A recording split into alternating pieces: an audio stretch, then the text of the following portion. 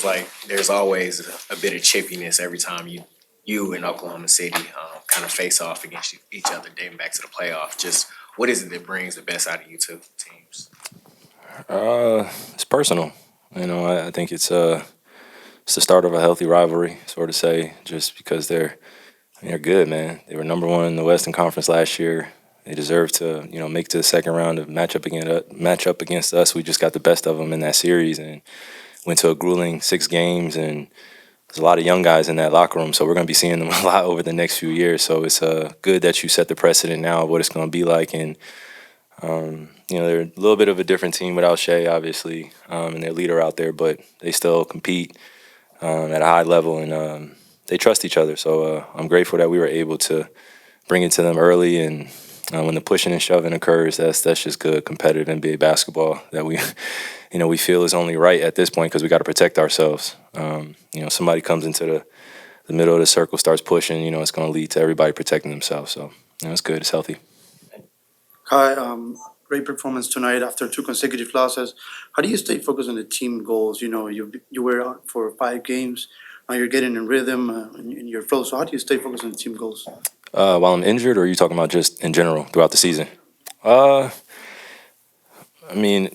think after you understand, after I understood what it means to lose at the highest level and what it means to be selfish and you still end up not winning your ultimate goal, or you don't put your best foot forward, or you play that what if game inside your head, that inner dialogue. It's important that you find that middle ground and find some peace of mind with this competitive game, and honor the emotions that come with it. Don't try to run away from them.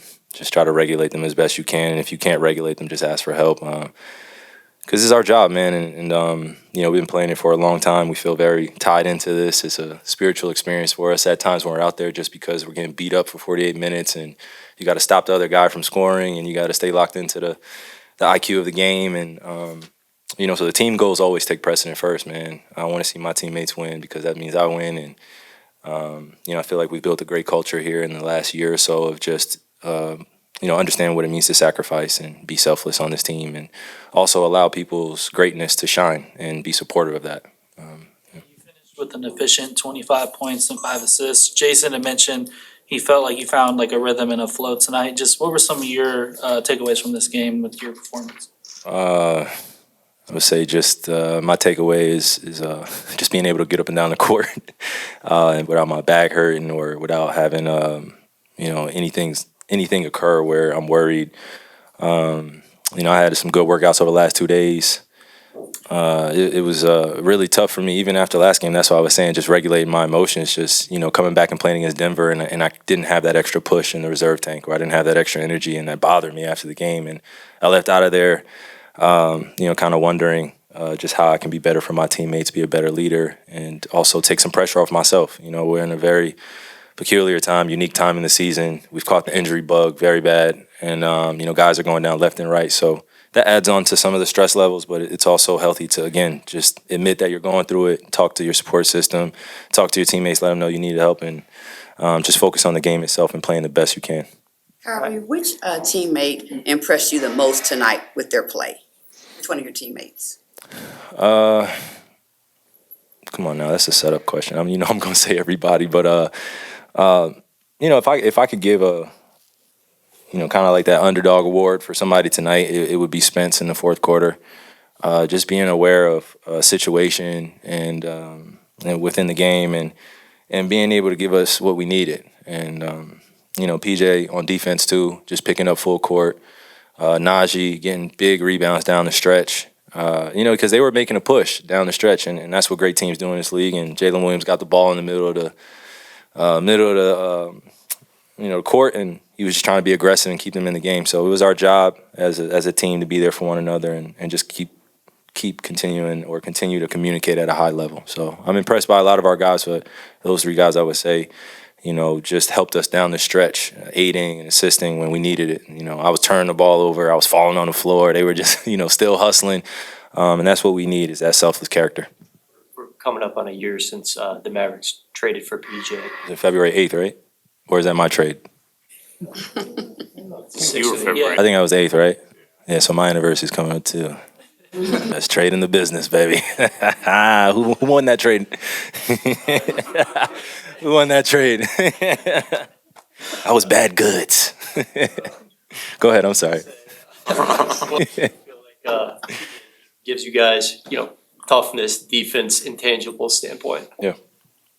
Oh, in the locker room, I'll give you guys bit of an insight, but, just the last time we played against them, PJ was sick, and it was an in-season tournament game, and we're like, hey, the one guy that averages 27 and 14 against him, he's not here for us tonight. So, we were throwing some healthy blame his way, like, bro, you should have been here in the first place. But it's just like he plays well against them, and he knows them very well, and just a confidence and a verve and a poise. I don't know how to really explain it. It's just when he's out there and he's talking to us and, he's getting us going, he just always reminds us that we should just take it to the basket, keep attacking, and, this pressure doesn't really mean anything. Let's just keep battling. They'll let us back in the game, or we got to keep, this lead up. He just kept talking throughout the game, and I think that's what he offers outside of just his skill set. So it's a double-edged sword for us on our team, man. He's great for us.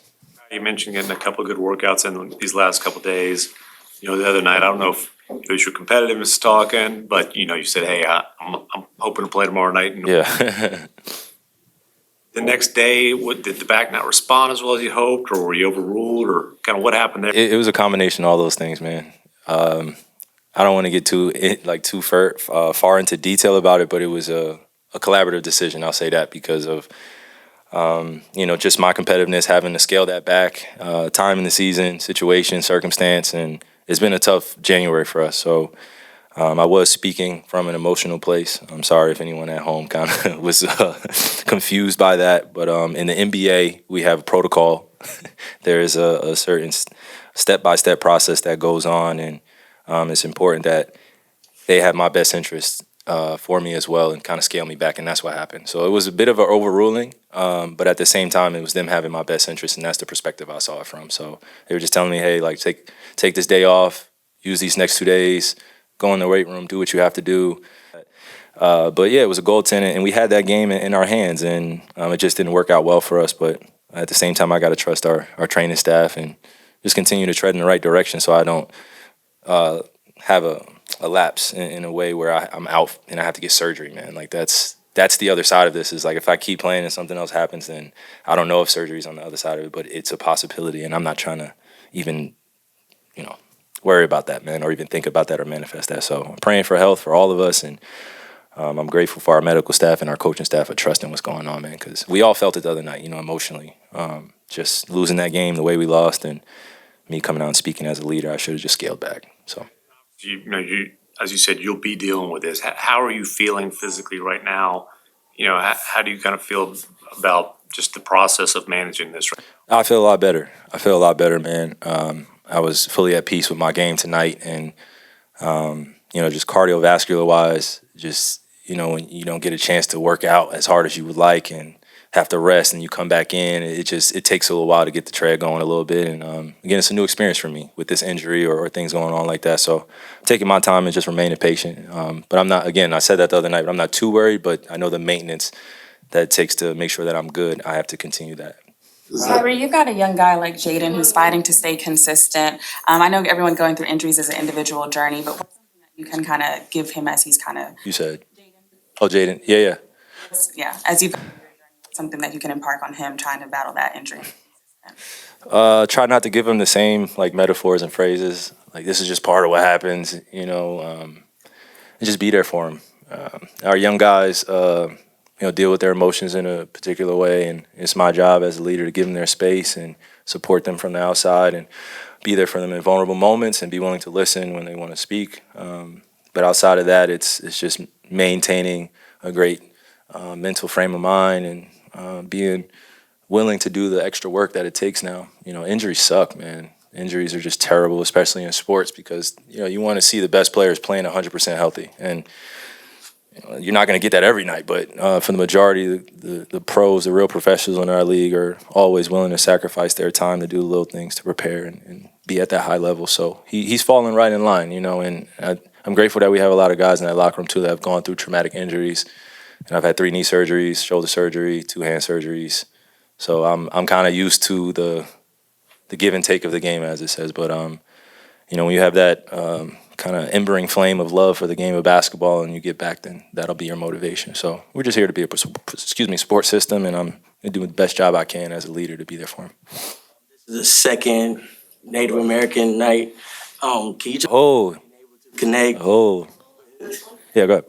being able to connect with other fellow Indigenous people and just how it's growing, like the game of basketball is growing amongst Indigenous people?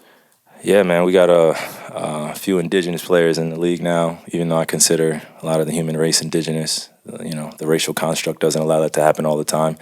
But I think it's a great time to celebrate. You know, throughout this year, there's been a lot going on with, you know, the political side of making sure that Indigenous people are seen and their history is taken care of and their culture is taken care of, our culture is taken care of. But it's all our responsibility to care for one another as human beings. So Native American Night or Indigenous Night is very special to me because I get to have family and friends, and I get to be in Texas where there's not a reservation here, but there are reservations in neighboring states. So it's my duty and my responsibility as a young chief in training to always advocate for that side of my bloodline, my family, the people that are not seen, the oppressed, because that gets included in that everyday survival that I'm part of. You know, I've been aware of you know, my bloodline since I was a kid, but I didn't really embrace it until I got a little bit older. And now I'm so proud to know that I come from people like that have battled through so many times and battled through so many man, just trauma, you know, like, and I just want to connect with them as much as I can, because they've been praying hard for me and they've been there for me at times throughout the playoffs, you know, setting up inipis and sweat lodges and just doing everything they can to make sure I feel a part of the tribe and that I know that I'm a part of the tribe. So it's great, man. I'm grateful that God has enabled me to be in this position and impact people positively. Thank you. Appreciate you.